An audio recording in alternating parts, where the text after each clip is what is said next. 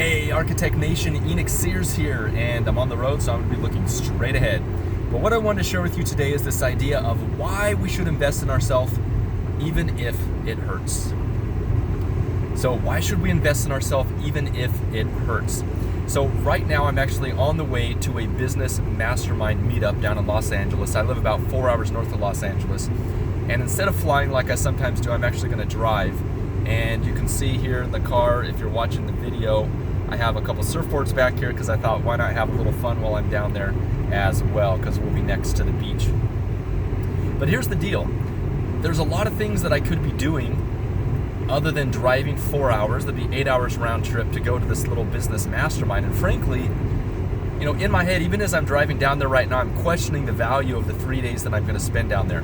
And I always think this before I go to any live event where I have to get outside of my comfort zone, right? Where I have to go meet new people, I have to go travel, I have to sleep in a strange bed, I have to travel. I mean, let's face it, there's a lot of inconvenient things to going someplace when you want to learn something and when you want to grow. This takes me back to years ago. Shoot, when was it? It would have been 6 or 7 years ago. I had just gotten fired from the architecture firm where I had worked for 4 or 5 years, maybe it was 4 years, as a healthcare architect. And the reason for me getting fired, or they're long, I'm not going to go into that here, that's on a different podcast episode. But the point I want to make is that at that time, money was very scarce because I didn't have a steady income coming in.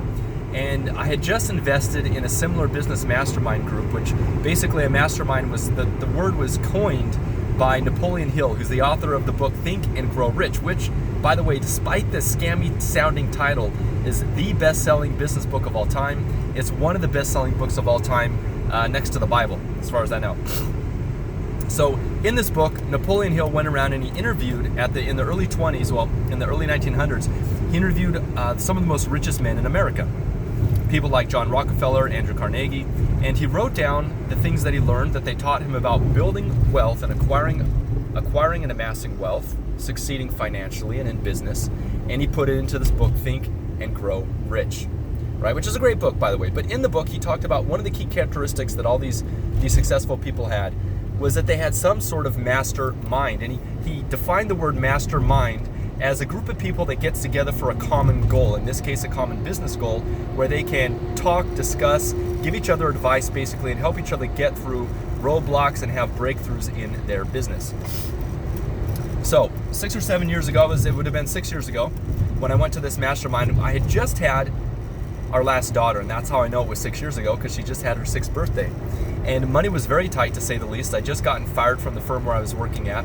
And in my head, I was thinking, can I really afford to take this time off and go down to this live event? It's a day, there's the travel expenses, plus the investment wasn't small at the time. I don't know, it was maybe $400 or $500. I think it was about $400 for the day, which at the time was a princely sum for someone that had just gotten laid off from their full-time position, right? But here's the takeaway is that being in that group with those entrepreneurs that were there at that event gave me the confidence, gave me the motivation, gave me the wherewithal and the stick-to-itiveness to pull through and to get through that dark and troublesome time in my life.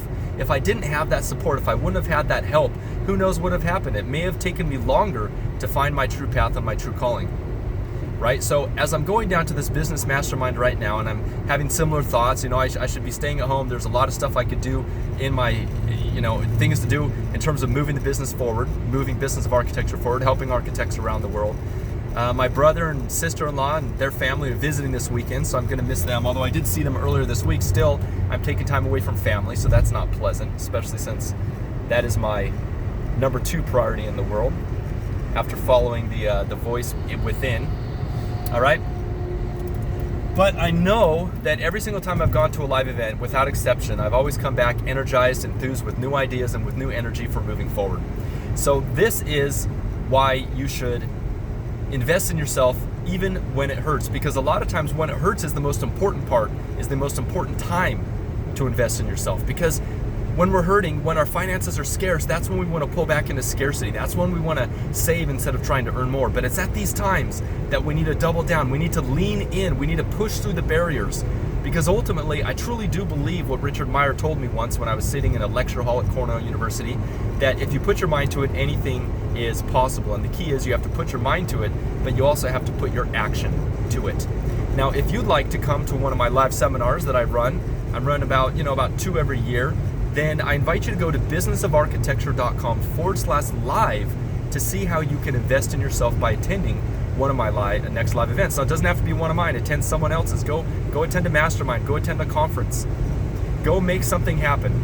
Travel, get outside of your comfort zone to be able to hone in on your business and what needs to happen in your business. A lot of times we're so busy in the day-to-day of what's happening that we lose the big picture, that we forget what our ultimate goal is. We get so caught up in putting out the fires that we forget to take the long-range strategic view in our business.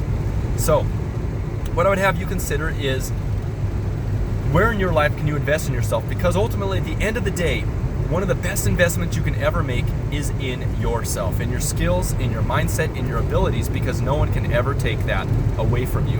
Once you learn how to persuade, once you know how to communicate, once you know how to sell, if you know how to market, if you know how to develop new business, these are skills that no matter what situation you're in, you'll be able to come up with the resources to be able to succeed. Whereas on the other hand, if you buy some cool gadget, if you invest in a nice office, you get a nice car, you get a nice house, all these things can be taken away. But you can't take away and you can't lose your knowledge. All right? So, there's a favorite saying of mine that by a guru, shall we say, a spiritual leader that I look up to, that whatever knowledge, whatever intelligence, whatever skills and aptitudes we gain in this life will actually continue with us into life beyond. So perhaps, it's my firm belief that is a true statement, and that what you invest in yourself now will build to a brighter future. So my invitation for you today is to get out there, seize the day. Don't be afraid to invest in yourself. Not only don't be afraid to, but seriously invest in yourself. Make sure you're attending 1 to 2 conferences every single year, if not more. There's a lot of things out there that can help you grow your business. All right? So I'm on the freeway now, headed to LA. I better get back to concentrating on driving so I can be here tomorrow. I don't have to worry about finding out what the afterlife is like anytime soon. Carpe diem. Seize today.